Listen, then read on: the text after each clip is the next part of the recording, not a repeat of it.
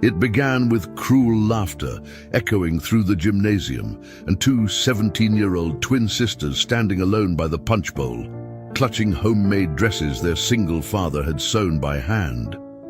When the popular kids approached them with fake smiles and asked them to dance for entertainment, nobody expected what would happen next. Least of all, Sebastian Walker, the quiet janitor who'd been watching from the shadows, carrying secrets of a dance career that ended in heartbreak 20 years ago. What no one could have predicted was that these same girls, once mocked for their awkward movements and thrift store shoes, would soon command the entire prom with nothing but raw passion, determination, and a man who remembered what it meant to move with purpose. Before we jump back in, tell us where you're tuning in from. And if this story touches you, make sure you're subscribed. Because tomorrow, I've saved something extra special for you. The Oakmont High School gymnasium had been transformed into what the prom committee called a night under the stars. But to Hazel Cooper and Iris Bell, it felt more like standing under a microscope. Silver streamers cascaded from the ceiling like frozen tears, and twinkling lights created an artificial galaxy above hundreds of teenagers who belonged to a world the twins had never been invited to join. Hazel adjusted the collar of her navy blue dress for the 100th time, the fabric soft but clearly handmade. Every stitch had been sewn with love by their father, Tobias Nelson, who'd spent weeks watching YouTube tutorials after his shift at the Pinewood Electronics factory, his calloused fingers learning to navigate delicate fabrics the same way he'd once learned to wire circuit boards. The dress fit perfectly, but perfection couldn't hide the fact that it hadn't come from Nordstrom or Macy's like the gowns swirling around them. Iris stood beside her sister, unconsciously mirroring her posture. Shoulders slightly hunched, hands clasped in front, eyes scanning the crowd for familiar faces that might offer a moment of refuge. Her emerald green dress, also crafted by their father's determined hands, caught the light beautifully, but she might as well have been invisible for all the attention it garnered from their classmates. The twins had inherited their father's height and strong build, standing nearly 5'9" each, with the kind of natural grace that comes from years of helping stock shelves at the family's small convenience store and carrying heavy boxes without complaint. But grace in a stockroom translated poorly to the social choreography of high school, where every gesture was scrutinized and every outfit became a statement about your family's financial status. "Maybe we should go," Iris whispered, her voice barely audible over the pounding bass of the DJ's latest selection. "Dad's probably wondering if we made it okay."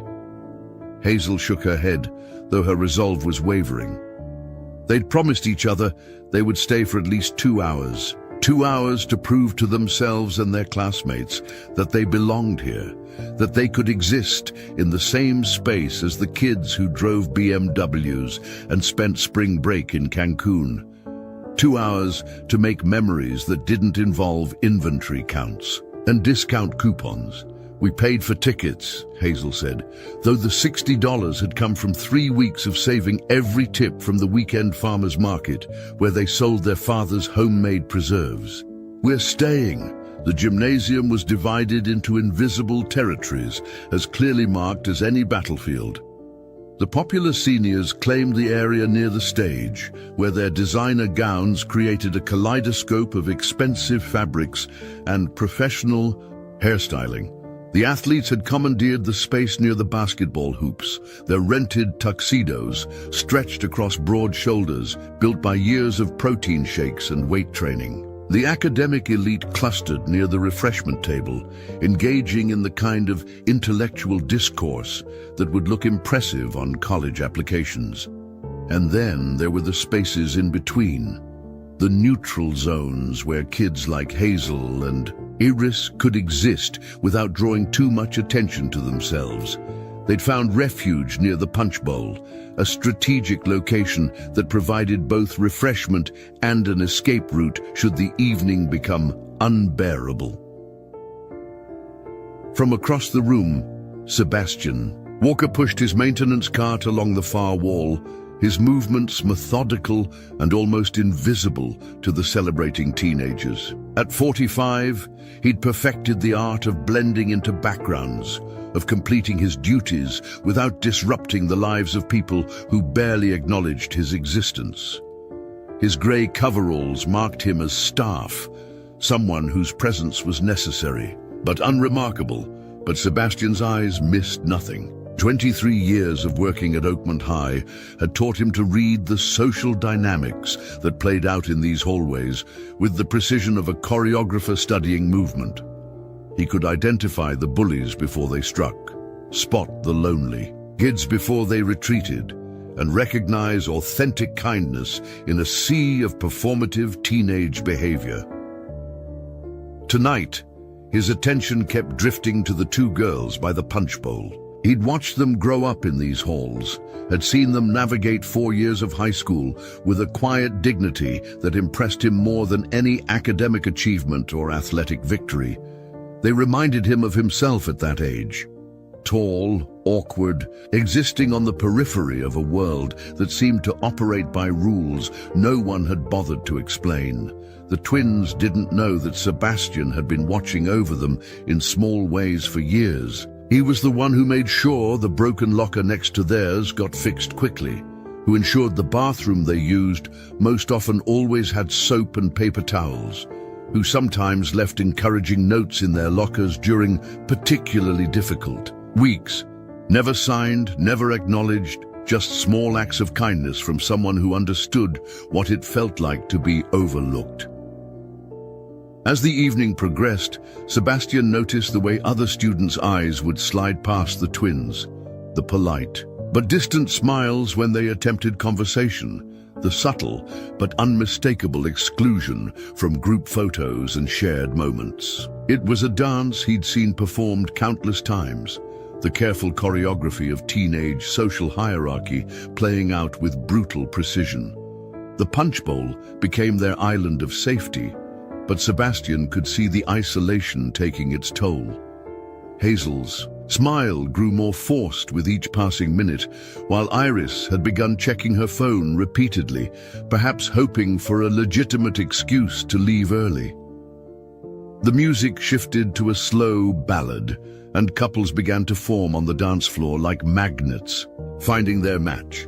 Hazel and Iris watched from their position by the punch bowl as their classmates paired off in an elaborate ritual of teenage romance and social positioning. The twins had never been asked to dance, not at homecoming, not at winter formal, and certainly not at any of the casual school events where such invitations might naturally occur. It wasn't that they were unattractive. Both girls had inherited their father's strong jawline and their late mother's expressive brown eyes. Hazel's hair fell in natural waves to her shoulders, while Iris kept hers shorter, framing her face in a way that highlighted her quick smile. But attractiveness operated differently in the ecosystem of Oakmont High, where social currency was measured in brand names, vacation destinations, and the right kind of casual confidence that came from never having to worry about whether your family could afford new clothes for the school year. The twins had learned early that they existed in a different category entirely. They were the scholarship kids. Though they'd never actually received scholarships, they were the ones who brought bag lunches while others bought cafeteria meals or drove off campus for fast food. They were polite, hardworking, and invisible, the kind of students teachers appreciated but rarely remembered after graduation. Tobias Nelson had done his best to shield his daughters from the weight of their circumstances. After their mother, Genevieve Perry, had died in a car accident when the twins were 12, he'd thrown himself into the role of both parents with the determination of a man who refused to let tragedy define his family's future. He worked double shifts when necessary, learned to braid hair by watching online tutorials, and somehow managed to attend every parent-teacher conference despite his demanding schedule at the electronics factory. But there were things money couldn't buy and things a father's love couldn't protect against. The subtle exclusions, the birthday parties they weren't invited to, the group projects where they were always the last ones chosen, the casual conversations about family vacations and shopping trips that reminded them daily of the distance between their reality and their classmates' expectations. Tonight was supposed to be different. The twins had saved for months to buy their prom tickets, had spent weeks planning their hair and makeup, had even splurged on new shoes, modest heels from a discount store but new nonetheless. Their father had surprised them by taking time off work to drive them to the dance, his eyes bright with pride as he took photos in their living room. The handmade corsages he'd crafted from flowers in their small garden, adding the perfect touch to their homemade gowns. Preparing and narrating this story took us a lot of time, so if you are enjoying it, subscribe to our channel. It means a lot to us. Now back to the story. You two are the most beautiful girls at that dance, he'd told them, his voice thick with emotion. Don't let anyone tell you different. But beautiful felt relative when you were surrounded by girls whose dresses cost more than your family's monthly grocery budget. When the shoes on your feet came from a clearance rack instead of a boutique. When your jewelry was borrowed from your late mother's small collection instead of purchased specifically for the occasion. Iris touched the simple gold chain at her throat, their mother's necklace, worn by Hazel to homecoming and passed to Iris for prom. It was their most precious possession, a tangible connection to the woman who'd taught them to find joy in small moments and beauty in unexpected places. But surrounded by the glitter and glamour of their classmates' accessories, it felt inadequate. Remember, when we thought high school would be like the movies? Hazel whispered, watching a group of popular girls pose for photos near the stage. Their laughter sounded like wind chimes, light and musical, the kind of effortless joy that seemed to come naturally to people who'd never questioned their place in the world. Iris managed a weak smile. When we thought prom would be magical and someone would ask us to dance and we'd discover we were secretly graceful. When we thought being good people would be enough, Hazel added, her voice carrying a weight that hadn't been there at the beginning of the evening. They'd tried so hard to fit in over the years. They'd joined clubs they couldn't really afford, volunteered for activities that stretched their already limited free time, and maintained perfect grades while working part-time jobs to help with household expenses. But effort, they'd learned, couldn't bridge every gap. Kindness couldn't overcome the invisible barriers that separated them from their more privileged classmates. The DJ announced the last slow dance of the evening, and desperation began to creep into Hazel's chest. In 30 minutes, the dance would be over, and they would have spent the entire evening as observers rather than participants. They would go home with stories of decorations and music, but nothing that resembled the transformative prom experience promised by every teen movie they'd ever watched. Sebastian continued his quiet rounds, but his attention remained fixed on the twins. He'd seen this pattern before, the gradual deflation of hope, the slow realization that some dreams were meant for other people.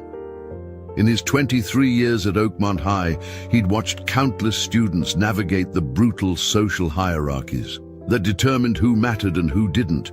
But there was something different about these two, something in their dignified acceptance of exclusion, their refusal to become bitter despite repeated rejections, their genuine kindness toward classmates who barely acknowledged their existence. They reminded him of dancers he'd once known, people who understood that true grace came from within, that the most powerful movements were often the smallest ones, executed with perfect intention and authentic feeling. As the evening wore on, and the twins' isolation became more pronounced, Sebastian made a decision that would change everything. But first, the night had to get worse. Much worse, because sometimes the most beautiful transformations begin in the darkest moments, when hope seems lost and dignity hangs by the thinnest of threads.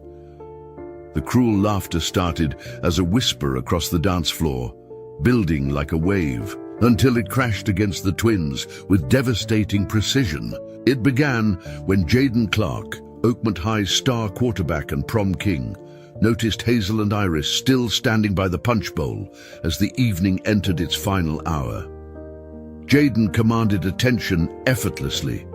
At 6'3", with perfectly styled blonde hair and a smile that had graced the covers of both the yearbook and the local newspaper's sports section, he moved through the world with the confidence that came from never being told no. His black tuxedo was tailored to perfection. His date, homecoming queen Daisy Clark, looked like she'd stepped off a magazine cover, and his inner circle of friends followed his lead with the loyalty of disciples.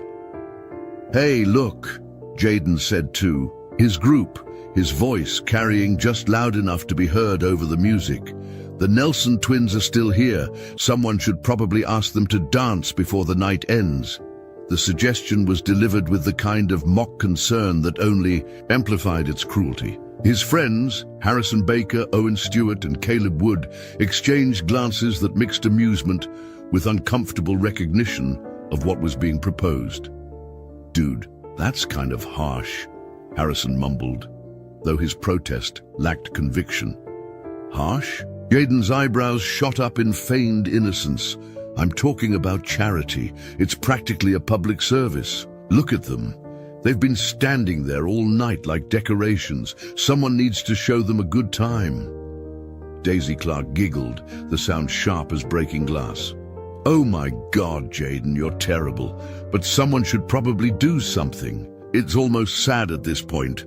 The group's attention focused on the twins, with the intensity of predators selecting prey. Hazel and Iris, still unaware of the conversation happening across the room, continued their quiet vigil by the refreshment table, occasionally commenting on the decorations or the music, maintaining the illusion that they were having a perfectly adequate time. Sebastian Walker noticed the shift in energy before anyone else. 23 years of observing teenage social dynamics had given him an almost supernatural ability to detect trouble before it erupted. He watched as Jaden's group huddled together, saw the way their eyes kept drifting toward the twins, observed the particular brand of smile that preceded calculated cruelty. He abandoned his maintenance cart and moved closer, positioning himself near the emergency exit where he could intervene if necessary. Something in his gut, the same instinct that had once helped him navigate the competitive world of professional dance, told him that the evening was about to take a dangerous turn. Jaden approached the twins with the swagger of someone performing for an audience. His friends followed at a distance, close enough to witness the spectacle, but far enough away to maintain plausible deniability. Other students began to notice the movement, conversations quieting as attention shifted toward the unfolding drama. "Hazel! Iris!" Jaden's voice boomed with artificial enthusiasm. "You two look absolutely stunning tonight. Those dresses are really something special." The twins turned toward him with surprise and cautious hope. In 4 years of high school, Jaden Clark had never spoken directly to either of them. His sudden attention felt both thrilling and suspicious, like being noticed by a celebrity who might be playing an elaborate prank. "Thank you," Hazel replied carefully, her voice barely audible over the music. "I was just telling my friends," Jaden continued, his smile growing wider, "that it's a tragedy that no one has asked you two to dance yet. I mean, what kind of gentlemen are we if we let two beautiful ladies spend prom night as wallflowers?" Sebastian's jaw clenched. He recognized the setup, had seen variations of this scene play out countless times over the decades. The false compliments, the performative concern, the way Jaden's voice carried just loud enough to attract an audience. It was a carefully orchestrated piece of social theater designed to humiliate under the guise of kindness. Iris glanced at her sister, uncertainty flickering in her dark eyes. "That's very nice of you to say," she managed. "Nice?" Jaden laughed, the sound somehow both warm and cold. "I'm not being nice. I'm being honest. You know what? This is ridiculous. The night's almost over, and I refuse to let it end without seeing you two on that dance floor." He extended his hand toward Hazel with a flourish that belonged on a stage. "May I have this dance? And Owen," he gestured toward his friend, "I'm sure Owen would be honored to dance with Iris." Owen Stewart stepped forward reluctantly, his discomfort visible in the tension of his shoulders and the way his eyes couldn't quite meet Iris's gaze. He was complicit, but not enthusiastic, caught between loyalty to his friend and his own conscience. The gymnasium seemed to hold its breath. Students stopped their conversations mid-sentence. Couples paused their dancing, and even the DJ appeared to sense the shift in atmosphere. Every eye in the room focused on the twins, waiting to see how they would respond to this unexpected invitation. Sebastian felt his chest tighten with recognition and rage. This wasn't kindness, it was performance art with victims. But he also saw something else in that moment. An opportunity, not for Jaden's cruel entertainment, but for something the quarterback couldn't possibly have anticipated. Because Sebastian Walker carried secrets that could transform this moment of potential. Humiliation into something entirely different. Secrets about movement and music, about grace under pressure, about the kind of dancing that came not from lessons or practice, but from the deepest places of the human heart. The twins stood frozen, caught between hope and suspicion, unaware that their answer to Jaden's invitation would set in motion events that would change not just their lives, but the entire trajectory of their community's understanding of what it meant to truly dance. Hazel looked at Jaden's outstretched hand as if it might burst into flames. 4 years of careful observation had taught her to read the subtle cues that separated genuine kindness from calculated performance, and everything about this moment felt wrong. The way Jaden's smile didn't quite reach his eyes, the way his friends hung back with barely concealed amusement, the way conversations throughout the gymnasium had stopped, creating an unnatural silence that made her skin crawl. But it was also the only invitation to dance they'd received all evening, the only acknowledgement that they existed as anything more than background decorations in their classmates' prom memories. And despite every instinct screaming that this was a trap, part of Hazel desperately wanted to believe that maybe, just maybe, someone had finally seen them as worthy of inclusion. Hazel began, her voice catching in her throat. "Come on," Jaden pressed, his voice taking on a slightly sharper edge beneath the false warmth. "Don't leave me hanging here. Owen's already committed to dancing with your sister. We can't back out now. That would be rude." Sebastian watched from his position near the emergency exit, his heart pounding with a rhythm he hadn't felt in 20 years. He recognized the moment with crystal clarity because he'd lived it himself decades ago, when he was 19 and naive enough to believe that talent alone could protect him from the cruelty of people who saw difference as weakness. It had been at the Manhattan Dance Academy's showcase, where Sebastian Walker, then known by his stage name, Sebastian Reese, had been invited to demonstrate a contemporary piece he'd choreographed himself. The invitation had come from Marcus Delacroix, the Academy's golden boy, who claimed he wanted to highlight diverse choreographic voices in the program. Sebastian had poured his heart into that performance, channeling years of struggle and determination into 5 minutes of movement that told the story of a working-class kid from small-town Ohio who discovered dance in his high school's abandoned theater. The piece was raw, honest, and unlike anything the elite academy typically showcased. The applause that followed had been polite but puzzled. Later, Sebastian overheard Marcus explaining to a group of donors that the performance had been an interesting experiment in how the other half lives, and a fascinating glimpse into what happens when street authenticity meets professional technique. The choreography Sebastian had considered his masterpiece had been presented as an anthropological curiosity, a specimen for wealthy patrons to examine and dismiss. That night had ended Sebastian's professional dance career before it truly began, not because he lacked talent, but because he'd finally understood that his authenticity was valued only as entertainment for people who would never truly accept him as an equal.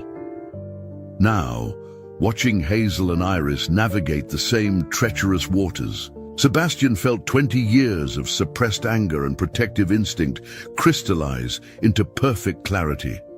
These girls possess something that couldn't be taught or bought, the natural grace that came from navigating life's challenges with dignity intact. They moved through the world with an unconscious elegance that their more privileged classmates, for all their dance lessons and deportment classes, would never achieve. But more than that, Sebastian saw in them the same quality he'd once possessed and lost. The belief that movement could be a language of truth, that dance could be a form of authentic self-expression rather than mere performance for others' approval. You know what? Hazel said suddenly, her voice stronger than it had been all evening. Yes, I would love to dance. The decision surprised everyone, including Iris, who stared at her sister with wide eyes. But Hazel had made a calculation that went beyond social dynamics. If this was going to be humiliating, she decided, she would face it head-on, rather than spend the rest of her life wondering what might have happened if she'd been brave enough to say yes. Iris, seeing her sister's courage, nodded at Owen. "I'll dance too." Jaden's grin widened, though Sebastian caught the predatory glint that flickered behind his practiced charm. "Excellent. This is going to be perfect." As the two couples moved toward the center of the dance floor, Sebastian found himself walking forward as well, abandoning any pretense of maintaining his invisible maintenance worker persona. Something in his chest was breaking open, not with pain this time, but with recognition and possibility, because he could see what no one else in that gymnasium could see. While Jaden and Owen positioned themselves with the mechanical precision of people who'd learned to dance in studios with mirrors and metronomes, Hazel and Iris moved with something infinitely more valuable: natural rhythm and unconscious grace. The way Hazel lifted her chin as she stepped onto the dance floor wasn't defiance, it was dignity. The way Iris's shoulders squared wasn't defensiveness, it was readiness. They didn't know how to ballroom dance or execute perfect footwork, but they understood something more fundamental about movement and music and the courage required to take up space in a world that had spent years trying to make them invisible. Sebastian's hands trembled as he reached into his pocket for his phone. Not to record what was about to happen, he would never violate their privacy that way, but to change the music. Because if these girls were going to dance, they deserved something better than the generic pop ballad currently playing over the sound system. His fingers found the DJ booth's Bluetooth connection, a small technical knowledge he'd gained from years of helping set up school events. With a few quick taps, he replaced the saccharine love song with something that would give Hazel and Iris the foundation they needed to show everyone in that gymnasium what real dancing looked like. The opening notes of Nina Simone's "Feeling Good" filled the air, and Sebastian watched as both twins' postures shifted subtly, their bodies responding instinctively to music that matched their souls, rather than simply providing a generic backdrop for teenage romance. And in that moment, everything changed. To rich, soulful opening of Nina Simone's "Feeling Good" rolled through the gymnasium speakers like velvet thunder, and Sebastian watched as something extraordinary happened. While Jaden and Owen stood frozen, confused by the sudden change from predictable prom music to something with actual depth and complexity, Hazel and Iris responded as if they'd been waiting their entire lives for this exact song. It wasn't conscious. They didn't look at each other or nod in agreement. Their bodies simply began to move, in response to music that spoke to experiences the popular kids couldn't understand. The weight of struggle, the beauty of resilience, the power that came from surviving in a world that didn't always welcome you with open arms. Hazel closed her eyes for just a moment, letting the bass line settle into her bones. When she opened them again, she wasn't the same girl who'd stood nervously by the punch bowl. She was someone who understood that this moment, this song, this dance floor, this opportunity was a gift that might never come again. "Do you know how to dance to this?" Jaden asked, his confidence wavering for the first time all evening. The question revealed everything about his intentions.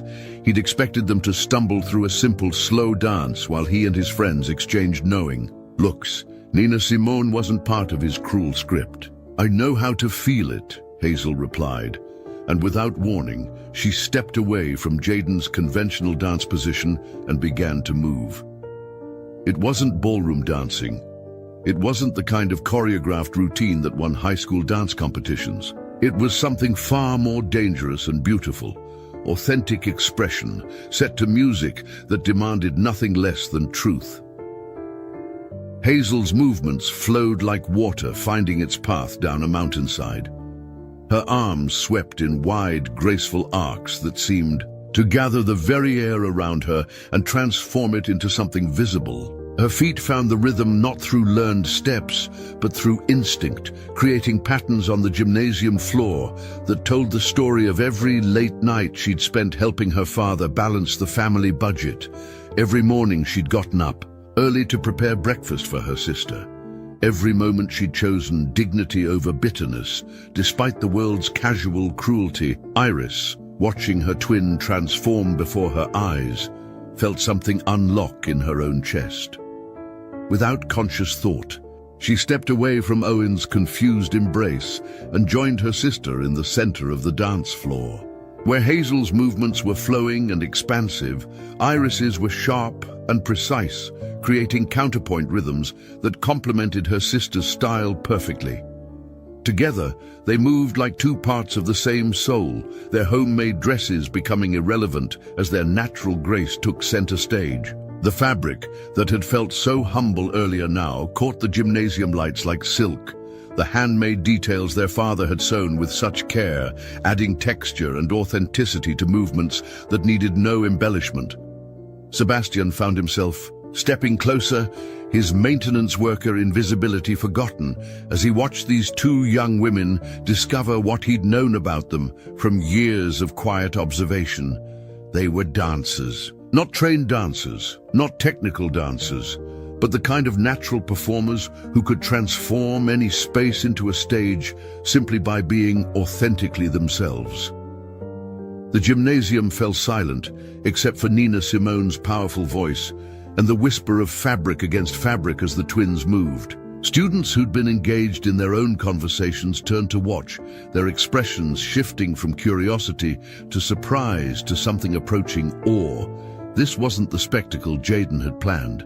This wasn't two awkward girls fumbling through steps they'd never learned while their classmates snickered behind hands raised to hide cruel smiles. This was artistry emerging from an unexpected source, beauty that couldn't be purchased or taught, only discovered and nurtured. "What the hell is happening?" Jaden muttered to Owen, both boys now standing on the sidelines as the twins commanded the center of the dance floor with an authority that had nothing to do with social status and everything to do with authentic talent. But Sebastian knew exactly what was happening.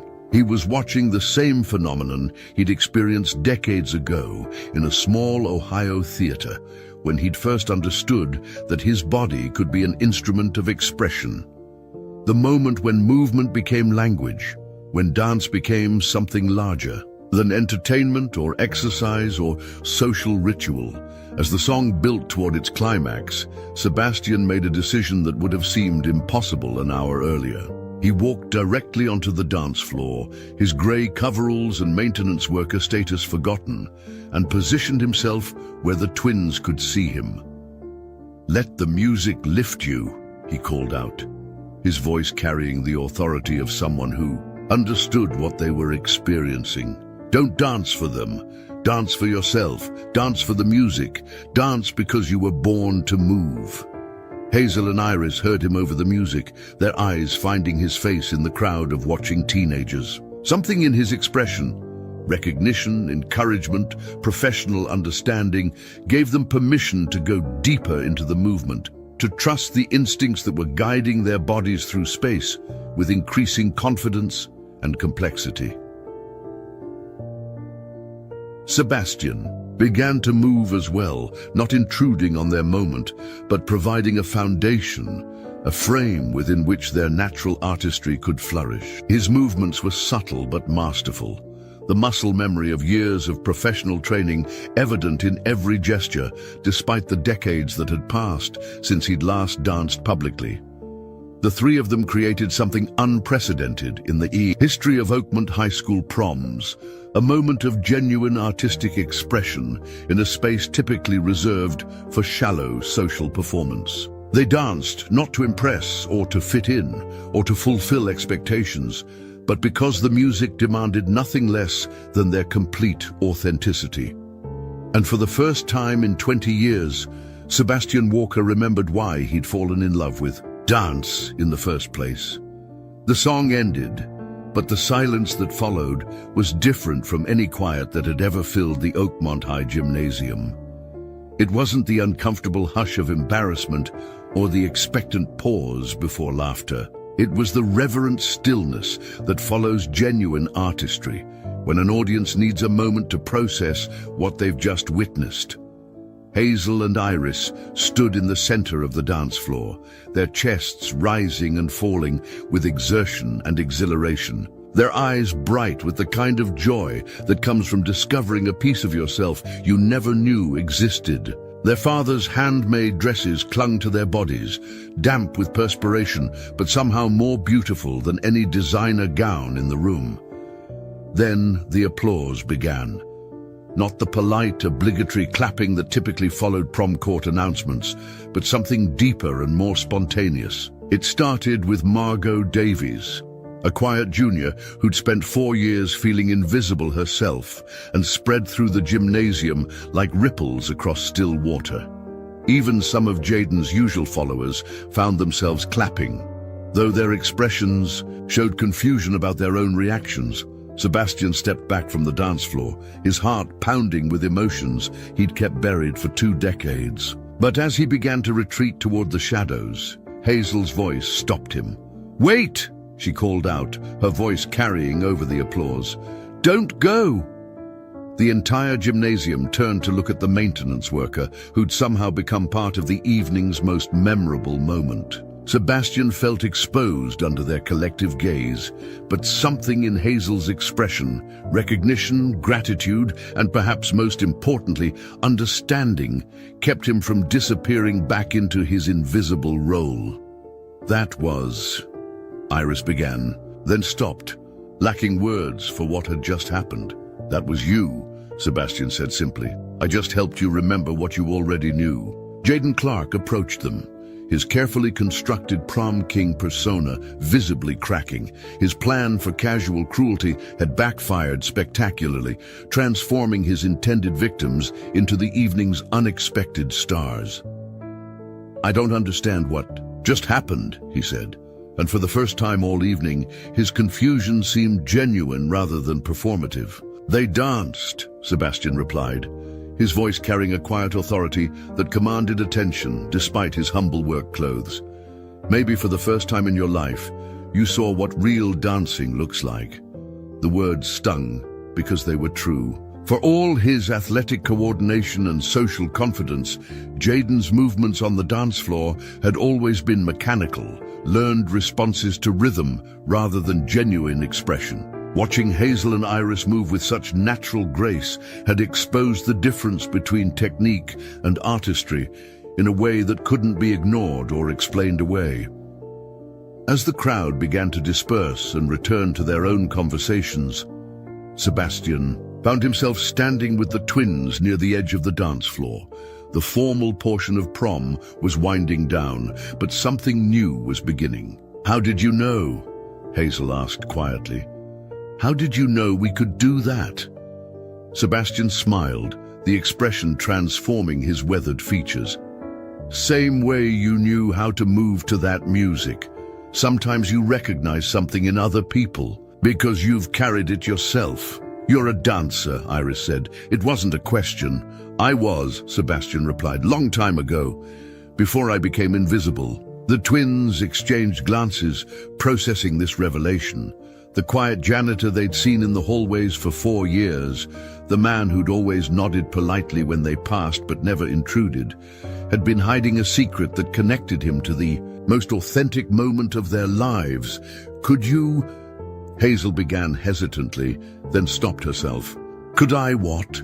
Could you teach us, really teach us?" Sebastian felt his breath catch. The question touched the deepest wound in his heart, the part of him that had never stopped believing in the transformative power of movement, even after the professional dance world had rejected his authenticity in favor of polished performance. "I don't know if I remember how to teach," he said honestly. "You just did," Iris pointed out.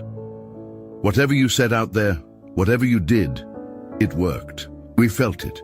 Before Sebastian could respond, Tobias Nelson appeared at the gymnasium entrance, early to pick up his daughters. He'd changed out of his work clothes into a clean button-down shirt and his best jeans, his face bright with anticipation for their stories about the evening. But when he saw the twins talking animatedly with the school janitor in the middle of the dance floor, their dresses rumpled and their hair slightly mussed, his expression shifted to concern. "Girls?" he called out, approaching cautiously.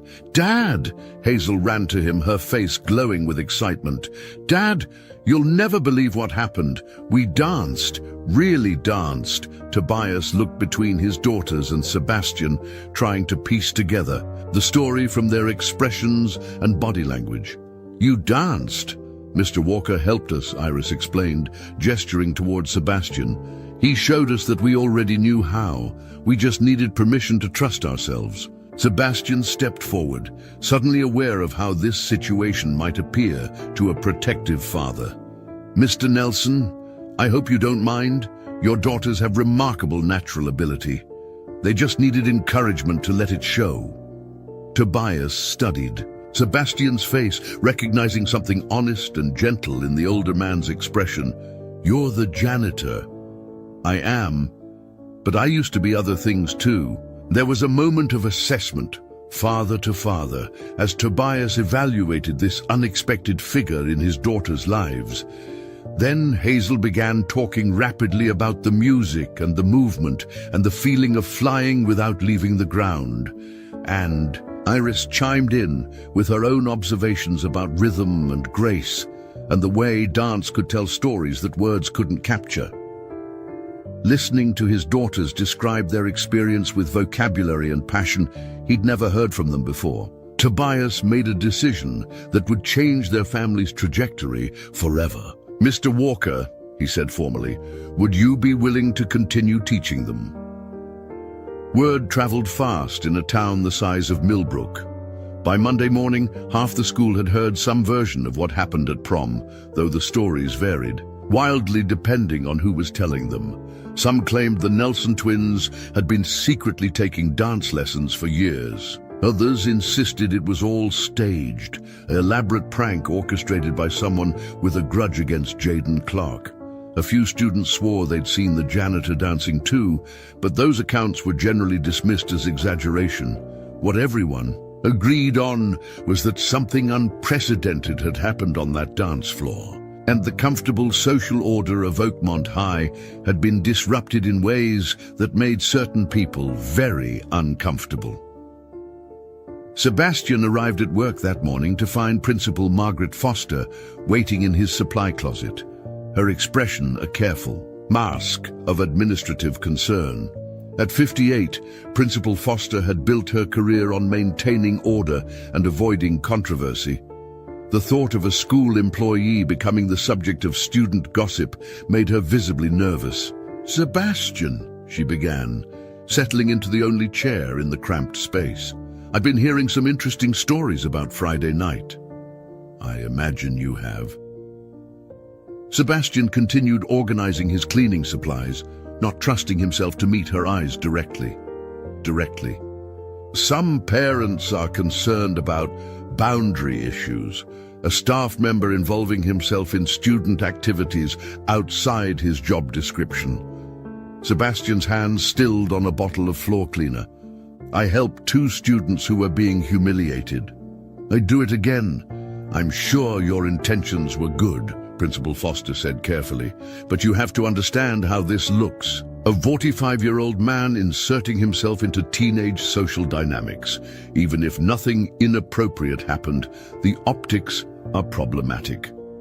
The conversation continued for 20 minutes, Principal Foster dancing around her real concerns while Sebastian grew increasingly frustrated with the implications. By the time she left, he'd been given a formal warning about maintaining appropriate boundaries and advised to limit his interactions with students to his official duties.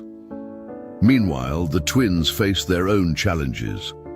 Hazel's first period English. Class buzzed with whispered conversations that stopped abruptly when she entered. Students who'd never spoken to her before now stared openly, their expressions mixing curiosity with something that felt uncomfortably like suspicion.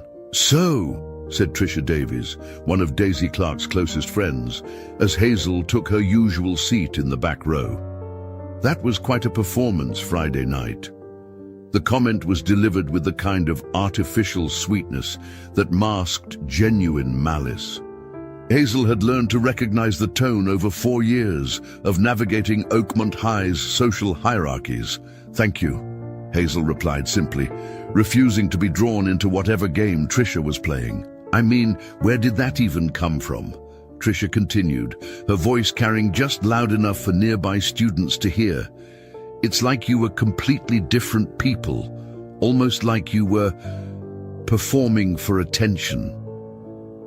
The implication hung in the air like smoke, that the twins' authentic moment of artistic expression had been calculated manipulation, a desperate attempt to steal spotlight from their more deserving classmates. Iris faced similar scrutiny in her calculus class, where Owen Stewart's friends peppered her with questions that felt more like interrogations. Had she and Hazel been planning this for weeks? Were they trying to embarrass Jaden and Owen? Did they really think one dance would change their social status? The questions revealed more about the questioners than about the twins. Students who'd built their identities around exclusion and hierarchy couldn't comprehend authentic expression that didn't serve a strategic social purpose. The idea that someone might dance simply because the music moved them, without calculation or agenda, was foreign to their understanding of human motivation.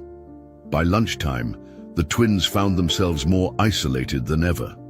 Their usual table in the cafeteria felt exposed under the weight of stares and whispers.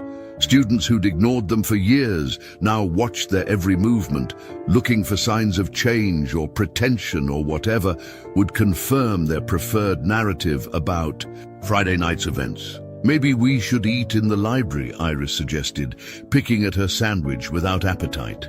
"No," Hazel said firmly. "We're not going to hide because we did something beautiful." But the pressure was taking its toll. The joy they'd felt on the dance floor was being systematically dissected and diminished by people who couldn't understand what they'd experienced. Worse, some students were beginning to frame their moment of triumph as evidence of deception, as if their natural grace had been a lie designed to fool their classmates. The situation escalated when Jaden Clark cornered them after 6th period. His usual entourage trailing behind him like loyal dogs. His prom king confidence had been damaged by Friday night's events, and he seemed determined to restore his social dominance through intimidation. "I've been thinking about Friday," he said, blocking their path to the parking lot, "and I think I figured out what really happened." "What's that?" Hazel asked, though she dreaded the answer. You set me up, both of you. You've been taking dance lessons somewhere, probably for months, and you saw an opportunity to make me look stupid. Well, congratulations. Hope it was worth it. The accusation was so far from the truth that for a moment neither twin knew how to respond. The idea that their spontaneous expression of joy had been a calculated attack on Jaden's reputation revealed everything about his character and nothing about theirs. "We've never taken dance lessons," Iris said quietly. "Right," Jaden laughed, the sound bitter and sharp. "And I suppose the janitor just magically knew how to dance too. Give me a break." Harrison Baker, standing slightly apart from the group, looked uncomfortable with the confrontation. "Dude, maybe we should just drop it. They danced. It's not like they committed a crime. They made us look like idiots," Caleb Wood chimed in, his loyalty to Jaden overriding any sense of proportion. "No," Hazel said, her voice gaining strength. "You made yourselves look like idiots. We just danced." The simplicity of the statement seemed to enrage Jaden further. He stepped closer, using his height and athletic build to intimidate. "Well, here's some advice. Whatever game you're playing, it's over. Things go back to normal now. You go back to being nobody." But as he turned to leave, Sebastian Walker appeared in the hallway behind them, pushing his maintenance cart with deliberate purpose. His presence shifted the dynamic immediately, reminding everyone that the twins were no longer unprotected. The anonymous note appeared in Sebastian's maintenance locker on a Wednesday morning, 2 weeks after prom. Written in block letters on school letterhead, it was brief and devastating. "Inappropriate relationship with students. Investigation recommended. Multiple witnesses." Sebastian stared at the paper, his hands trembling slightly as he recognized the calculated cruelty behind it. Someone had weaponized the school's legitimate concerns about staff-student boundaries and turned them into a weapon designed to destroy not just his job, but his character. He'd been expecting something like this since the hallway confrontation with Jaden, but the reality still hit him like a physical blow. In 3 sentences, someone had managed to transform his protective instincts and genuine care for 2 talented young women into something sordid and inappropriate. Principal Foster summoned him to her office within an hour, her expression grim. The meeting was different from their previous conversation, more formal, more careful, with everything documented and witnessed by the assistant principal, George Holmes. "Sebastian, we've received some concerning allegations," Principal Foster began, sliding the anonymous note across her desk. "I'm required to inform you that pending an investigation, you're being placed on administrative leave." The words hit him harder than he'd expected. Sebastian had worked at Oakmont High for 23 years without a single complaint or disciplinary action. He'd been the invisible guardian who fixed broken lockers, cleaned up after teenage chaos, and occasionally offered quiet encouragement to students who looked like they needed it. Now, because he'd helped 2 girls discover their own strength, he was being treated like a predator. "Who made the complaint?" Sebastian asked, though he suspected he already knew. "I can't reveal that information during an ongoing investigation," Principal Foster replied. "But I want you to know that this is strictly procedural. We have to take all allegations seriously." Sebastian nodded, understanding the position she was in, but feeling the injustice like acid in his throat. "How long?" 2 weeks minimum, possibly longer depending on what the investigation reveals. As Sebastian cleaned out his locker for the temporary suspension, he couldn't help but think about the twins. They'd been meeting after school in the empty gymnasium for the past week, with Principal Foster's reluctant permission and Tobias Nelson's enthusiastic support. Sebastian had been teaching them basic techniques while encouraging them to trust the natural instincts that had made their prom performance so powerful. Now those sessions would have to stop, and worse, the twins would inevitably learn about the allegations. He could imagine how the news would be delivered by their classmates, with malicious glee and carefully crafted implications designed to make them feel responsible for destroying an innocent man's career. The twins learned about Sebastian's suspension, not from official channels, but from Trisha Davies, who approached them in the hallway between classes with the fake concern that had become her signature weapon. "Oh my God, you guys," she said, her voice dripping with artificial sympathy. "Did you hear about Mr. Walker? It's so awful." Hazel felt her stomach drop. "What about him?" "He's been suspended. Someone reported him for inappropriate behavior with students." Trisha paused dramatically, letting the implication sink in. "I mean, I'm sure it's nothing serious, but you know how these things look, especially after that whole prom situation." Iris grabbed her sister's arm, steadying herself against the locker. "What do you mean, inappropriate behavior? I don't know the details," Trisha continued, clearly enjoying her role as messenger of devastating news. "But people are saying it has something to do with those after-school dance sessions you've been having. You know how rumors spread." The twins spent the rest of the day in a haze of guilt and confusion.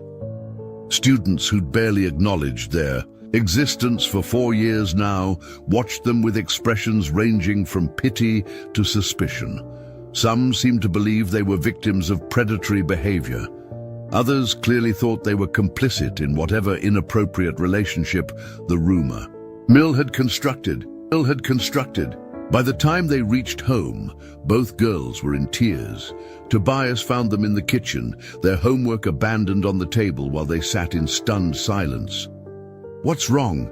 he asked immediately, his parental instincts activated by their obvious distress. Through broken sentences and overlapping explanations, the twins told him about Sebastian's suspension and the rumors circulating through school. Tobias listened with growing anger, not at his daughters, but at the system that had twisted kindness into something ugly. "This is my fault," Hazel said through her tears. "If we hadn't asked him to teach us, if we hadn't made such a big deal about prom, none of this would have happened." "No," Tobias said firmly, "this is not your fault. This is what happens when small-minded people can't stand to see something beautiful and try to destroy it." But even as he comforted his daughters, Tobias felt the weight of impossible choices pressing down on him. Should he contact Sebastian directly and risk making the situation worse? Should he demand a meeting with Principal Foster and potentially draw more attention to his family? Should he hire a lawyer, though the cost would devastate their already strained finances? That evening, Sebastian sat in his small apartment above Finnegan's hardware store, staring at a photo from his professional dance days. In the picture, he was young and confident, surrounded by other performers who'd believed that talent and authenticity would be enough to sustain their careers. Most of them had been wrong, including him. But for a brief moment on a gymnasium dance floor, he'd remembered what it felt like to believe in the transformative power of movement. He'd watched two remarkable young women discover their own strength and grace, had seen the way authentic expression could silence an entire room full of people accustomed to performative nonsense. Now that memory was being poisoned by people who couldn't distinguish between predatory behavior and genuine mentorship, the investigation would probably clear him. He'd done nothing wrong, and any objective review would confirm that. But the damage to his reputation and to the twins' sense of safety would be permanent. As he prepared for bed, Sebastian made a decision that surprised him with its clarity. He wouldn't simply wait for the investigation to run its course. He wouldn't let the twins blame themselves for the cruelty of others. And he certainly wouldn't let small-minded people destroy something beautiful without a fight. Tomorrow, he would begin fighting back in the only way that mattered, by proving that authentic expression was stronger than manufactured scandal, and that truth had a power that rumors could never match. Sebastian's plan began with a single phone call to someone he hadn't spoken to in 15 years.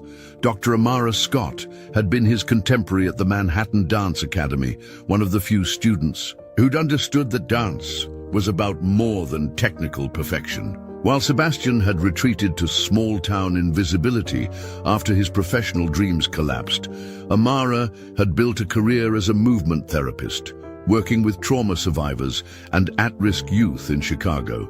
"Sebastian Reese," she said, when she entered, her voice warm with surprised recognition. "I was wondering if you'd ever surface again." "It's Sebastian Walker now," he replied, "and I need help." He explained the situation in careful detail: the twins' natural talent, the prom performance, the subsequent allegations and suspension. Amara listened without interruption, occasionally making soft sounds of understanding or indignation.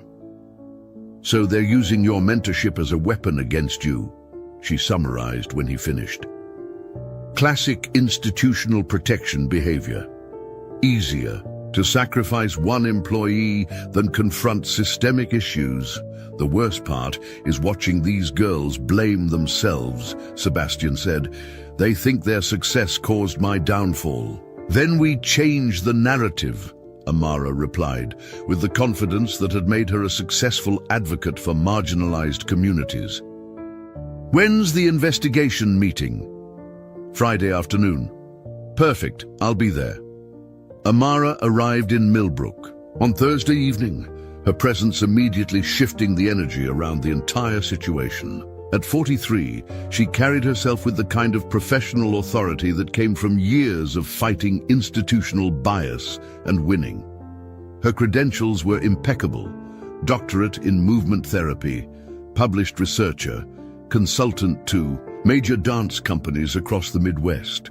She met with Tobias and the twins first, sitting in their modest living room while rain drummed against the windows. The twins were initially shy around this sophisticated stranger, but Amara's genuine warmth and obvious respect for Sebastian quickly put them at ease. "Sebastian told me about your prom performance," she said. "I'd love to see you dance, if you're comfortable with that." The twins exchanged glances.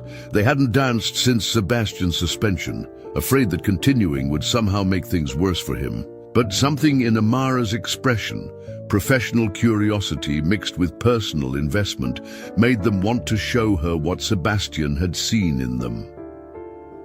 They cleared space in the living room, and Tobias queued up Nina Simone on his phone. As the familiar opening notes filled the small space, both girls felt the same transformation that had occurred on the prom dance floor. Their bodies responded to the music with increasing confidence, their movements flowing between individual expression and synchronized harmony. Amara watched with the trained eye of someone who'd seen thousands of dancers, from Broadway professionals to inner-city teenagers discovering movement for the first time. What she observed in Hazel and Iris was rare: natural artistry combined with emotional intelligence, the kind of authentic expression that couldn't be taught but could be nurtured by the right mentor. When the song ended, Amara was quiet for a long moment. Then she turned to Tobias. "Your daughters are extraordinarily gifted. What Sebastian did, recognizing their talent and encouraging its development, that's exactly what good mentors are supposed to do. But the school says," Iris began. "The school is afraid," Amara interrupted gently. "They're more concerned with avoiding scandal than supporting student achievement. It's common, but it's wrong." She spent the evening documenting the twins' story, recording video of them dancing, and conducting what she called informal assessments of their movement capabilities. By the time she left, she'd built a comprehensive case for Sebastian's mentorship being not just appropriate, but exemplary. Friday's investigation meeting took place in the school conference room with Principal Foster, Assistant Principal Holmes, and 2 school board members present. Sebastian arrived with Amara, whose professional credentials and calm demeanor immediately elevated the proceedings from administrative discipline to educational policy discussion. "Dr. Scott," Principal Foster began carefully, "while we appreciate your support for Mr. Walker, this investigation concerns specific allegations about inappropriate boundaries." "Which is exactly why I'm here," Amara replied, opening her laptop. "I've spent the past day documenting what actually happened, and I'd like to share my findings." What followed was a methodical dismantling of the anonymous allegations. Amara presented video evidence of the twins' natural talent, documentation of Sebastian's appropriate mentoring techniques, and professional testimony about the difference between predatory behavior and authentic educational support. The allegation of inappropriate relationship appears to be based on the assumption that a male staff member cannot mentor female students without sexual motivation, Amara said, her voice carrying the authority of someone accustomed to challenging institutional bias. This assumption is not only wrong, it's harmful to students who benefit from cross-gender mentorship. She showed the video of Hazel and Iris dancing in their living room, their joy and natural grace evident in every movement. These young women have discovered something extraordinary about themselves, and they discovered it because Sebastian Walker recognized their potential when no one else did. That's not inappropriate. That's exactly what education is supposed to accomplish. The school board members exchanged glances, clearly uncomfortable with the direction the meeting had taken. What they'd expected to be a straightforward disciplinary action had become an examination of their own policies and assumptions. The anonymous nature of the complaint is also problematic, Amara continued. Anonymous allegations of misconduct should require corroborating evidence, which doesn't exist in this case. What does exist is a pattern of retaliation against students who disrupted social hierarchies and the adult who supported them. Principal Foster shifted uncomfortably. "We have to take all allegations seriously." "Absolutely," Amara agreed. "But you also have an obligation to distinguish between legitimate concerns and weaponized complaints designed to punish unconventional success." By the time the meeting ended, the investigation had effectively collapsed. The school board members recommended that Sebastian be reinstated immediately, with a formal apology for the disruption to his employment. But more importantly, they recommended that Oakmont High develop a formal mentorship program, with Sebastian as its first official coordinator. As they left the building, Sebastian felt something he hadn't experienced in 20 years. Vindication. Not just personal vindication, but validation of everything he'd believed about the power of authentic mentorship, and the importance of recognizing potential in unexpected places. "Thank you," he said to Amara as they reached the parking lot. "Don't thank me yet," she replied with a smile. "The real work is just beginning." The Millbrook Community Center had seen better days. Built in the 1970s, with federal funding and good intentions, it had gradually deteriorated as municipal budgets tightened and community interest waned. The main hall's linoleum floors were cracked and yellowed. The mirrors along one wall were clouded with age, and the sound system consisted of a single boombox that had to be coaxed into cooperation. But to Sebastian Walker, standing in the center of that imperfect space 3 weeks after his reinstatement, it looked like paradise. "It's not much," said Murphy Finnegan, the community center's volunteer coordinator and owner of the hardware store above which Sebastian lived. "But it's ours for every Saturday morning, and some weekday evenings if we need them." Sebastian nodded, already envisioning how the space could be transformed. The mirrors could be resilvered, the floors refinished, proper sound equipment installed. But more importantly, he could see young people filling these walls with movement and music, discovering parts of themselves they never knew existed. The Oakmont High mentorship program had been officially approved by the school board, with Sebastian as its founding coordinator. But Amara Scott had convinced him to think bigger than just school-based activities. "You have an opportunity to serve the entire community," she'd told him during one of their planning sessions. "Don't limit yourself to students who are already succeeding academically." The first official community dance workshop was scheduled for the following Saturday. Sebastian had posted flyers around town, at the grocery store, the library, the post office, even at Murphy's hardware store.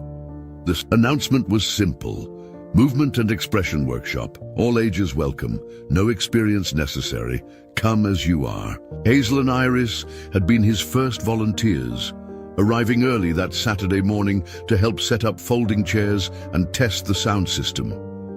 In the weeks since Sebastian's vindication, both girls had blossomed in ways that went far beyond their dancing abilities.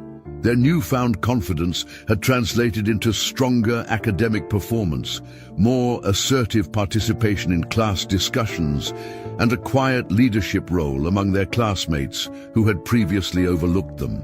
"Do you think anyone will actually come?" Iris asked, adjusting the boombox for the third time.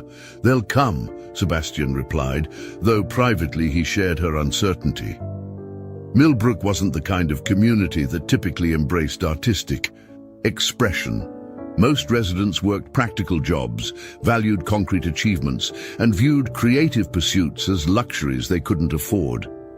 At 10 a.m. sharp, the first participant arrived, Mrs. Olive Taylor, 73 years old and walking, with a cane after her hip replacement surgery 6 months earlier. Sebastian recognized her from the grocery store, where she always greeted him politely, but had never shown any indication that she knew about his background or recent troubles. "I hope you don't mind an old lady crashing your young people's party," she said with a smile that transformed her weathered features.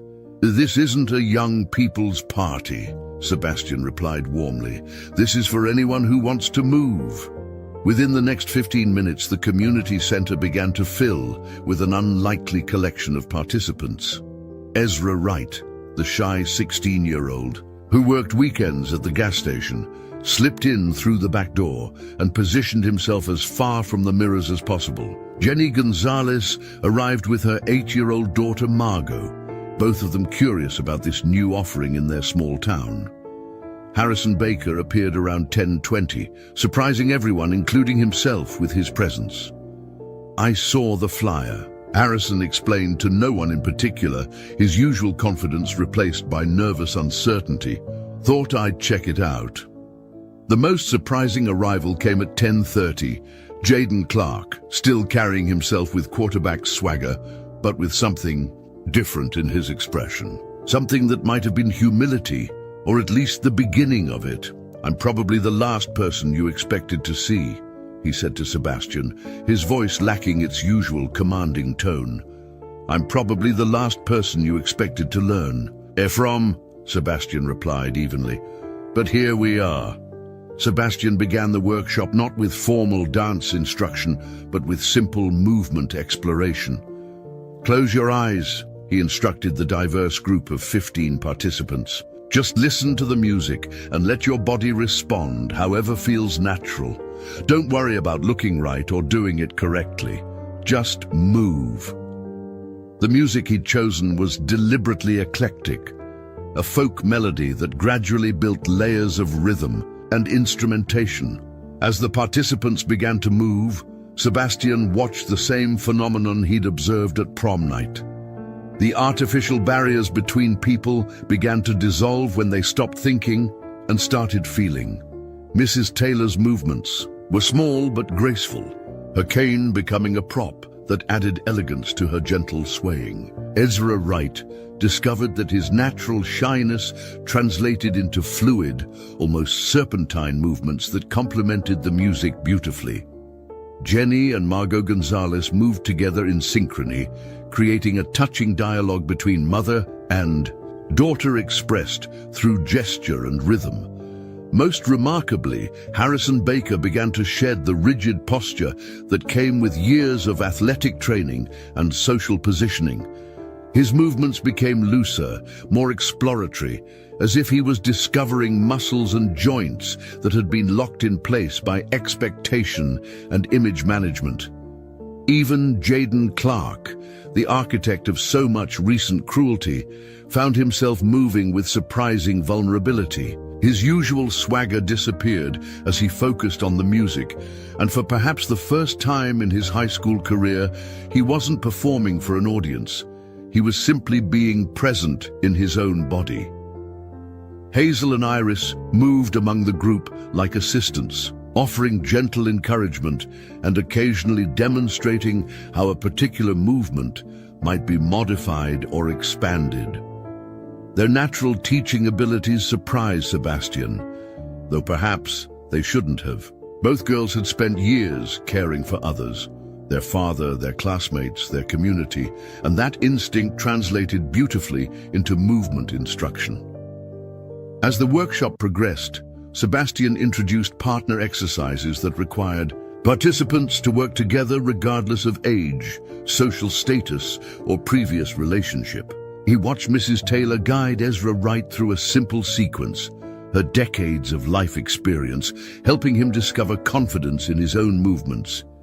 He observed Harrison Baker working patiently with young Margot Gonzalez, his competitive nature redirected toward helping rather than dominating.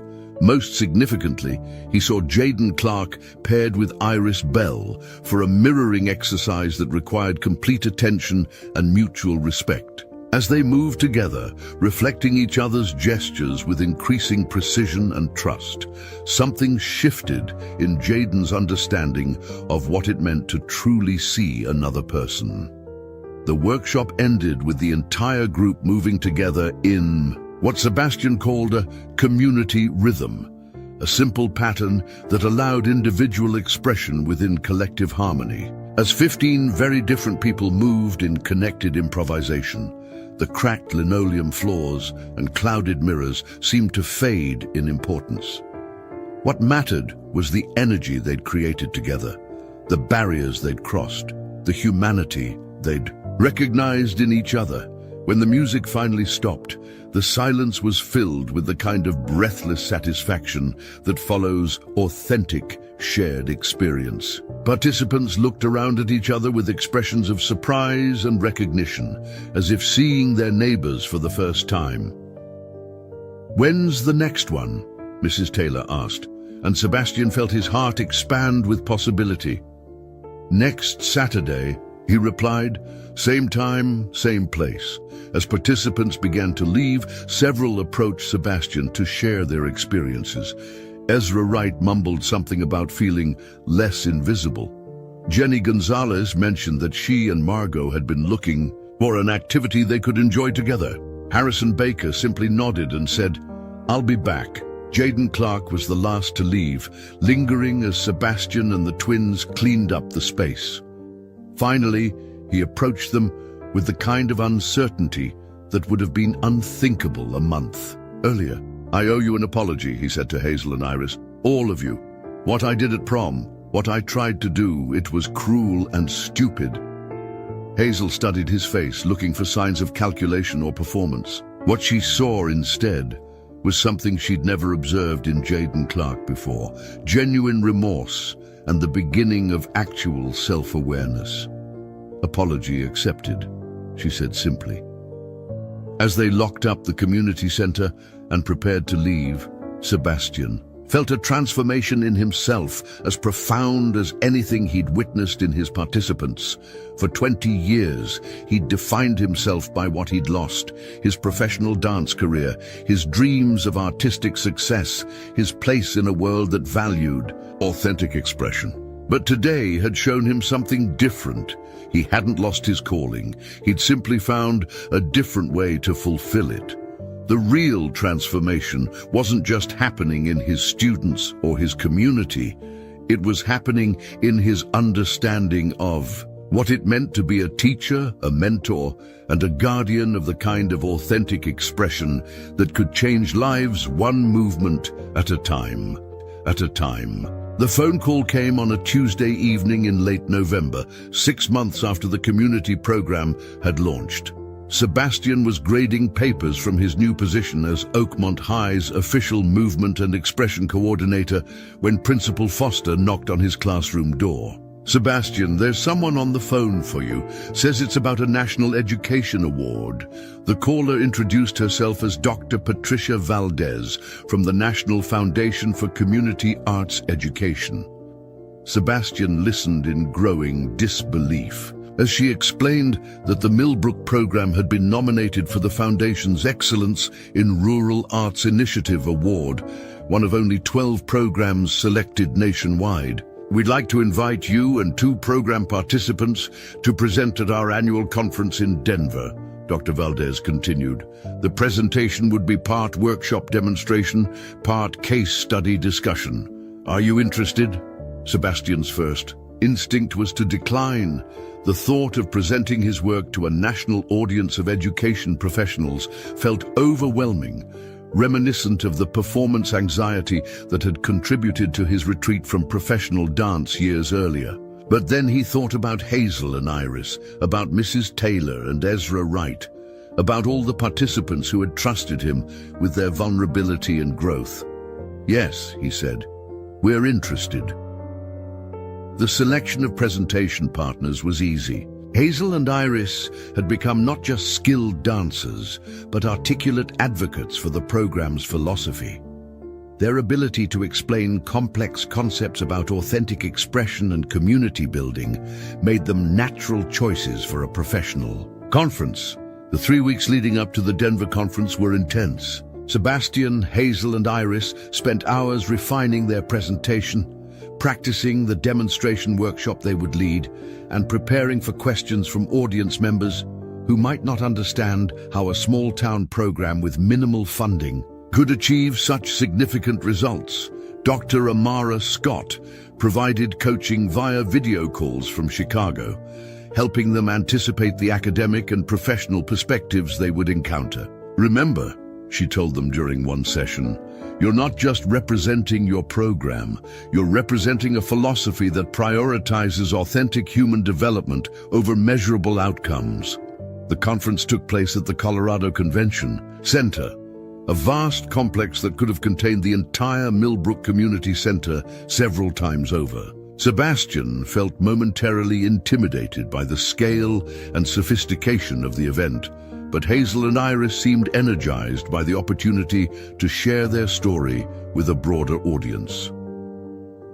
Their presentation was scheduled for the final day, in the largest conference room, following sessions on grant writing, assessment methodologies, and evidence-based practice standards. As they prepared their materials, Sebastian couldn't help but notice the contrast between their grassroots approach and the polished presentations that had preceded them. "What if they think we're too simple?" Iris whispered as they waited in the wings. "Then they'll miss the point," Hazel replied with a confidence that reminded Sebastian of how much she'd grown since that night at prom. Their presentation began with a simple demonstration. Sebastian asked the audience of 200 education professionals to stand, close their eyes, and move in response to a piece of music, the same Nina Simone song that had started everything. The reaction was immediate and telling. Most participants looked around nervously, moved tentatively, or didn't move at all. "This is what we're fighting," Hazel told the audience afterward. "The belief that authentic expression is inappropriate in educational settings, that movement without predetermined outcomes is somehow wasteful or dangerous." Iris took over, describing the transformation she'd witnessed in their community. "We have participants who've been coming for 6 months, who are just now beginning to trust that they can move without judgment. Imagine if we'd started with rubrics and assessment criteria." Sebastian concluded by addressing the conference's emphasis on measurable outcomes and standardized programming. "We can measure engagement, retention, and community participation. We can document individual growth stories and track long-term educational outcomes. But the moment we start designing programs to produce specific, measurable results, we lose the authenticity that makes transformation possible." The Q&A session that followed was intense. Several audience members challenged their lack of formal assessment tools, their resistance to standardized curriculum, and their emphasis on process over product. But an equal number of participants asked detailed questions about implementation, funding strategies, and how to adapt their approach to different community contexts. The most meaningful moment came during the final question, when a middle-aged woman from rural Montana stood up and said, "I've been trying to start an arts program in my town for 3 years. Every grant application gets rejected because I can't promise specific outcomes or demonstrate evidence-based methodology. After watching your presentation, I realize I've been approaching this completely wrong. Thank you for giving me permission to start with what my community actually needs." After the conference, Sebastian, Hazel, and Iris spent an extra day in Denver, processing what they'd experienced and planning how to handle the attention their presentation had generated. Several attendees had approached them about consulting on similar programs, and Dr. Valdez had mentioned the possibility of additional funding opportunities. "It's strange," Hazel said, as they sat in a coffee shop near their hotel. 6 months ago, we were just trying to figure out if we could actually dance. Now people want us to teach them how to teach others to dance. Not how to teach dancing," Sebastian corrected gently. "How to create space for authentic expression. That's different." The flight home was quiet, each of them absorbed in their own thoughts about what the conference meant for their program and their community. Sebastian found himself thinking about the conversation with Dr. Valdez, about potential expansion, about the possibility of training other communities to implement similar programs. But as their plane descended toward the regional airport that served Millbrook, Sebastian realized that his answer to those opportunities would depend entirely on what his community wanted and needed. The program had grown from the specific circumstances and relationships of their small town. Any expansion would need to honor that organic development rather than impose external expectations. The welcome home was characteristically Millbrook, understated but genuine. Murphy Finnegan picked them up at the airport and immediately started asking about practical details, what the conference center was like, whether the food was any good, if they'd had time to see any of the city. Mrs. Taylor had organized a small gathering at the community center for the following Saturday, where Sebastian, Hazel, and Iris would share highlights from their presentation with anyone interested in hearing about it. That gathering drew nearly 100 people, program participants, family members, community leaders, and curious neighbors who'd heard about the recognition but weren't quite sure what it meant. Sebastian was struck by the contrast between this informal celebration and the polished professionalism of the Denver conference. "We learned that what we're doing here matters beyond Millbrook," Hazel told the assembled group. "But we also learned that what makes it work is how connected it is to this specific place and these specific people." Iris added, "They wanted to know if our program could be replicated in other communities. We told them that the activities might transfer, but the relationships that make it meaningful, those have to be grown fresh every time." As the evening wound down and participants began to leave, Sebastian found himself standing with Tobias near the back of the room, watching Hazel and Iris demonstrate a partner exercise with some of the younger participants. "Penny for your thoughts," Tobias said. Sebastian smiled. "Just thinking about how far we've all come and wondering what comes next." "What do you think comes next?" Sebastian watched Mrs. Taylor working with Ezra Wright on a sequence they were developing for the upcoming winter showcase, saw Harrison Baker patiently helping a newcomer find confidence in her movements, observed Jaden Clark listening intently as a middle schooler described her ideas for a group piece.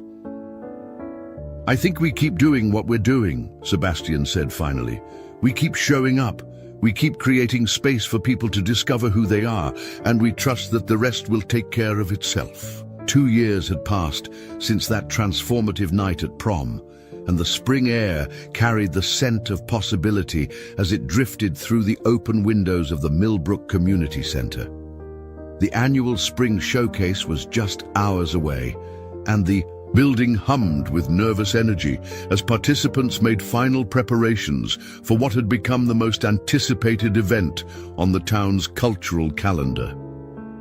Sebastian stood in the main hall, watching the organized chaos unfold around him. Costumes were being adjusted, props positioned, and last-minute choreographic changes discussed in hushed, urgent tones. But beneath the surface excitement, he could sense something deeper, a confidence and sense of ownership that hadn't existed in the program's early days. Mrs. Olive Taylor, now 75 and moving with the aid of a walker after a minor stroke the previous winter, was directing a group of teenagers in the setup of her latest creation, a multimedia piece that combined movement, spoken word, and video projection. Her Generations project had grown from simple intergenerational partnering to a complex exploration of how wisdom passed between age groups through shared physical experience. The microphone needs to be stage right, not center, she instructed. Harrison Baker, who had returned from his first year of college specifically for this showcase. Remember, the movement tells the story first. The words are just confirmation. Harrison nodded, following her directions with the same attention. He'd once brought to football playbooks. His transformation from high school quarterback to movement therapy student had been one of the program's most dramatic success stories, and his presence tonight felt like a homecoming for the entire community.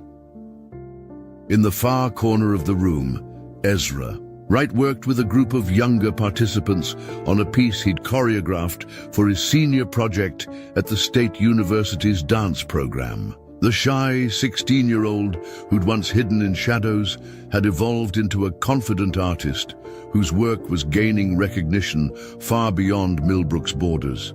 His latest piece, Invisible, explored themes of social isolation and community belonging. Through a series of solos that gradually merged into ensemble movement. Remember, Ezra told his young dancers, you're not performing for the audience. You're inviting them to see something true about themselves.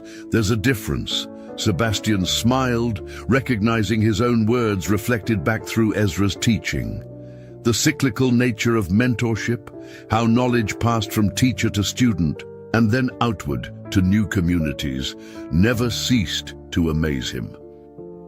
Near the stage, Jaden Clark was having an animated but good-natured argument with a group of middle schoolers about the ending of their collaborative piece. Jaden's journey from antagonist to advocate had been the most surprising transformation of all, not because it was dramatic, but because it had been so thoroughly genuine. He'd graduated from Oakmont High the previous year and was now studying education at the State College, planning to become a teacher himself. But more importantly, he'd learned to approach conflict as an opportunity for growth rather than a battle to be won. Okay, he said, holding up his hands in mock surrender to the passionate young artists. I hear what you're saying.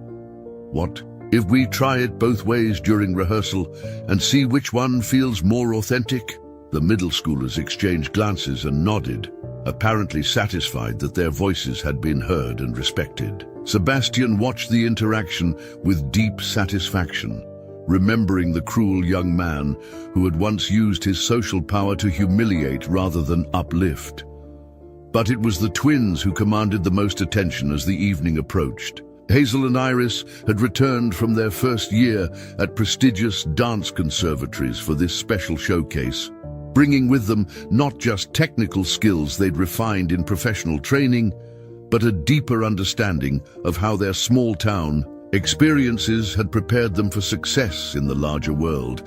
They moved through the preparation space like conductors of an orchestra, offering encouragement here, solving logistical problems there, and maintaining the calm focus that would ensure the evening proceeded smoothly. Their presence brought a sense of continuity to the event, a reminder that success didn't require leaving your origins behind, but rather building upon them. 5 minutes to places, Hazel announced, her voice carrying easily across the bustling room. Remember, this isn't about perfect execution, it's about honest sharing. As participants began gathering in the wings and audience members filed into their seats, Sebastian felt the familiar mix of nerves and excitement that preceded every showcase. But tonight carried additional weight. This was the final event. Before he would step back from day-to-day program leadership, transitioning to an advisory role as the community took greater ownership of what they'd built together. The decision hadn't been easy. Sebastian loved the direct involvement with participants, the daily problem-solving, the incremental progress that marked genuine growth. But Dr. Amara Scott had convinced him that the program's long-term sustainability depended on community, ownership, rather than dependence on any single individual. The greatest gift you can give your participants, she'd told him during one of their planning sessions, is the knowledge that they can continue this work without you. That's how movements become lasting change. Tonight's showcase would formally introduce the new leadership structure, a rotating council of community members who would share responsibility for program coordination, with Sebastian remaining available for consultation and special projects. Mrs. Taylor would oversee intergenerational programming, Harrison would handle youth outreach during school breaks, and a newly formed teen council would manage peer-to-peer mentorship. The twins had been invited to serve as honorary advisors, with their perspectives available via video calls during the academic year and in-person participation during summer breaks. Their role would evolve as their own careers developed, but the connection would remain strong. As the house lights dimmed and Sebastian took his position at the side of the stage, he reflected on how much had changed since that night at prom, when everything had seemed to be ending rather than beginning. The twins had discovered not just their ability to dance, but their capacity to lead and inspire others. He had rediscovered not just his love of movement, but his calling as an educator and community builder. The evening opened with a piece performed by the newest participants, a group of adults who had joined the program within the past 6 months. Their movements were tentative but sincere, their faces showing the concentrated focus of people discovering something new about themselves. Sebastian remembered his own first steps back onto a dance floor after decades away, the fear and excitement of trusting his body to remember what his mind had tried to forget. Mrs. Taylor's Generations piece followed, featuring partnerships between participants ranging in age from 8 to 80.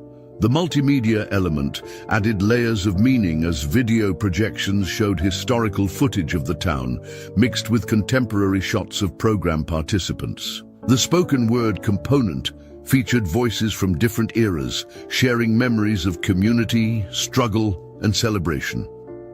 As he watched a 12-year-old girl guide Mrs. Taylor through a complex sequence while voiceover narration shared stories of resilience across decades, Sebastian felt tears gathering at the corners of his eyes. This was what they'd been working toward all along, not just individual expression, but community storytelling that honored both continuity and change. Ezra's Invisible piece created a hushed intensity in the room as young performers explored themes of isolation and connection through increasingly complex choreography. The piece began with 5 individual dancers moving in separate spaces, seemingly unaware of each other's presence. Gradually, they became conscious of the others, first through mirroring movements, then through tentative partnerships, finally, through ensemble work that celebrated both individual uniqueness and collective strength.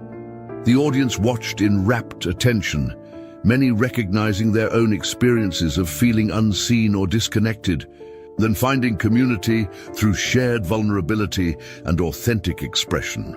Jaden's collaborative piece with the middle schoolers provided a lighter moment in the evening while still carrying meaningful content. The group had created a movement, conversation about leadership and cooperation, with different dancers representing various leadership styles through their choreographic choices. The piece was both entertaining and educational, showing how young people could explore complex social concepts through physical expression. As the evening progressed, Sebastian noticed audience members from throughout the region who had traveled specifically for this showcase. Word about the Millbrook program had spread through networks of educators, social workers, and community organizers, drawing visitors who wanted to witness what grassroots arts programming could accomplish when it prioritized authenticity over achievement.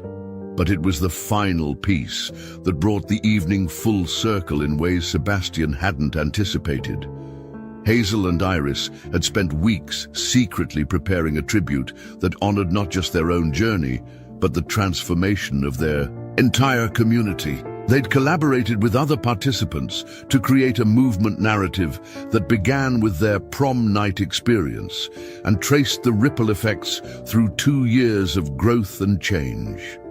The piece opened with the twins recreating their first tentative movements to Nina Simone's Feeling Good, but now their confidence and technical skill were evident in every gesture. As the music continued, other participants joined them on stage, each representing a different aspect of the program's impact on the community. Mrs. Taylor moved with dignity and grace, representing the wisdom of experience. Ezra's fluid movements embodied artistic growth and self-discovery. Harrison's strength and gentleness showed how leadership could be redefined through service. Even Jaden appeared, his movements expressing humility and redemption. But the most powerful moment came when Tobias Nelson walked onto the stage. The twins' father had never been a formal participant in the program, but he had been its steadfast supporter, attending every showcase and providing behind-the-scenes assistance whenever needed. Tonight, he joined his daughters in a simple sequence that spoke to the love and sacrifice that had made their transformation possible. As father and daughters moved together, Sebastian felt the full weight of what they'd accomplished together. This wasn't just about dance or arts education or community programming. It was about what happened when people chose to see potential where others saw problems, when they invested time and attention in nurturing growth rather than maintaining barriers. The music swelled to its conclusion, and the final tableau included every participant who had contributed to the evening's performances. Young and old, experienced and beginner, they stood together in a formation that suggested both individual strength and collective support. The applause that followed was thunderous and sustained, but Sebastian noticed that many audience members were also standing, some wiping away tears, others simply holding the silence that follows profound shared experience. As participants took their bows and the audience began to filter out into the spring evening, Sebastian found himself surrounded by people wanting to share their responses to what they'd witnessed. Visitors from other communities asked detailed questions about program structure and funding. Local residents expressed gratitude for what had become a defining feature of their town's identity. Participants glowed with the satisfaction of sharing their growth with a supportive audience, but it was Dr. Amara Scott's response that touched him most deeply. She had driven from Chicago specifically for this showcase, bringing with her a film crew that was documenting community-based arts programs for a national education foundation. "Sebastian," she said, pulling him aside as the crowd began to thin, "I've been studying programs like this for 15 years. I've seen innovative curricula, impressive facilities, significant funding, famous guest artists, but I've never seen anything quite like what you've built here." She paused, choosing her words carefully. "You've created something that most programs aspire to but rarely achieve, a genuine learning community where growth is measured not by external standards, but by internal transformation. And you've done it in a way that's sustainable because it belongs to the participants themselves." As the evening wound down and the last audience members departed, Sebastian helped with the cleanup process that had become as much a ritual as the performance itself. Folding chairs, coiling cables, sweeping floors, the mundane tasks that grounded artistic transcendence in practical reality. The twins approached him as he finished stacking the last of the equipment. They looked tired but radiant, glowing with the satisfaction of sharing their growth with a community that had supported them from their first tentative steps. "Thank you," Hazel said simply, "for seeing something in us that we couldn't see in ourselves. For teaching us that our voices mattered," Iris added. Sebastian shook his head gently. "I didn't teach you that. I just created space for you to discover it yourselves. There's a difference." As they prepared to leave the community center, Sebastian took one last look around the space that had become so central to their collective transformation. Tomorrow the room would return to its mundane functions: community meetings, birthday parties, municipal events. But for a few hours each week, it would continue to serve as a sanctuary for authentic expression and genuine community building. The program would continue, would evolve, would face new challenges and celebrate new successes. Other communities would adapt their model to local needs and circumstances. The twins would pursue their own paths while remaining connected to the foundation that had launched their journey. But tonight, as Sebastian walked home through the quiet streets of Millbrook, he carried with him the satisfaction of work well done and relationships well built. The scared, isolated man who had hidden his talents behind a maintenance worker's uniform had rediscovered his purpose through the courage of two young women who had refused to accept that their voices didn't matter. In the end, that might be the most powerful transformation of all, the recognition that healing others often requires healing ourselves, and that the greatest teachers are those who never stop learning from their students. The documentary, Small Town, Big Movement, The Millbrook Story, premiered at the Sundance Film Festival on a snowy January evening, 5 years after that transformative prom night. Sebastian watched from the back row as the 47-minute film captured what had taken years to build, a story of transformation that started with cruelty and bloomed into something beautiful. The audience watched Mrs. Olive Taylor, now 78, leading movement sessions with refugee families who had recently settled in the area. Her Generations project had evolved into a formal resettlement support program, using movement to bridge language barriers and cultural differences. The film showed her working with a young Afghan girl whose trauma had left her virtually mute, demonstrating how gentle movement exercises gradually helped the youngster find ways to communicate and begin healing. Ezra Wright appeared as the artistic director of a touring company he'd founded after college, bringing movement workshops to rural communities across the Midwest.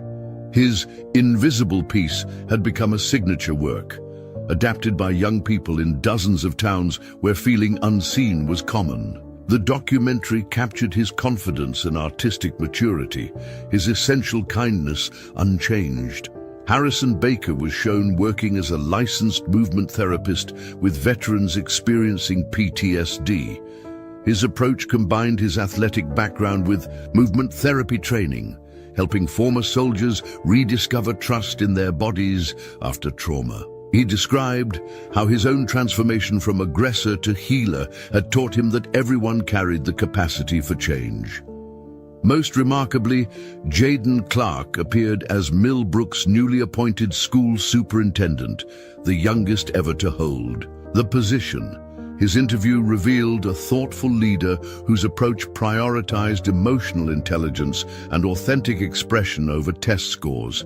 His first major initiative had been expanding movement-based learning across all grade levels. Real leadership isn't about commanding from the front, Jaden told the camera. It's about creating conditions where everyone can discover their own strength. Everything I know about that, I learned from watching Sebastian work. The twins appeared throughout the documentary, tracing their journey from community programs to principal roles with nationally recognized dance companies. But the film's most powerful moments showed them returning to Millbrook each summer to co-direct the youth intensive program that had grown from their original mentorship.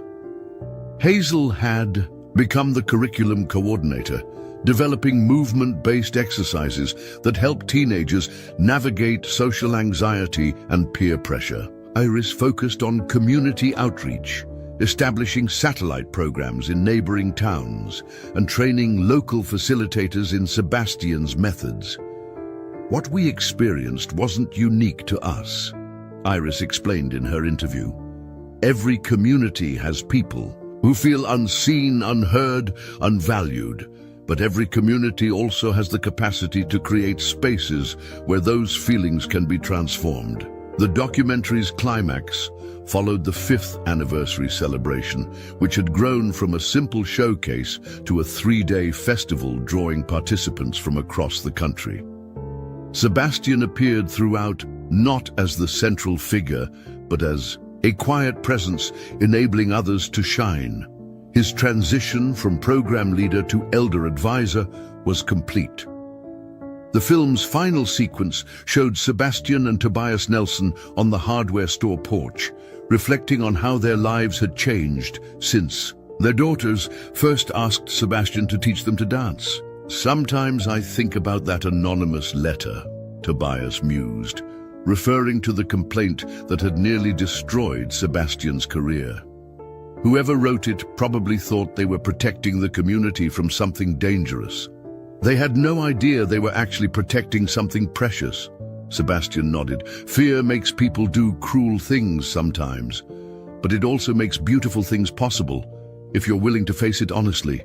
The documentary ended with footage from the current spring showcase, showing participants ranging from 5 to 85 moving together in Sebastian's signature community rhythm exercise. The camera pulled back to reveal an audience that now included visitors from dozens of communities where similar programs had taken root. As the credits rolled and the Sundance audience erupted in applause, Sebastian slipped out into the Utah mountain air. His phone buzzed with a text from Hazel. "Watching the live stream from our dressing room. Dad and I are crying, thank you for everything." Sebastian smiled, typing back, "Thank you for teaching me that the best teachers are always learning from their students." Walking through the festival crowds, Sebastian reflected on the journey that had brought them here. What started as cruelty at a high school prom had become a movement touching lives across the country. Not through grand plans, but because people chose to believe everyone deserved to be seen and valued. The story was far from over. In community centers and gymnasiums, church basements and libraries, people were gathering to move together, to discover parts of themselves they'd never known existed, to build connections that transcended society's barriers. Somewhere in small-town America, another quiet observer might be watching young people struggle to find their place, carrying secrets about authentic expression that could change everything if they found courage to share them. Because the most powerful stories never really end. They inspire new chapters in different places, with different people, moving toward the same truth. Everyone has something beautiful to offer the world, and everyone deserves the chance to discover what that might be. Up next, you've got 2 more standout stories right on your screen. If this one hit the mark, you won't want to pass these up. Just click and check them out. And don't forget to subscribe and turn on the notification bell so you don't miss any upload from us.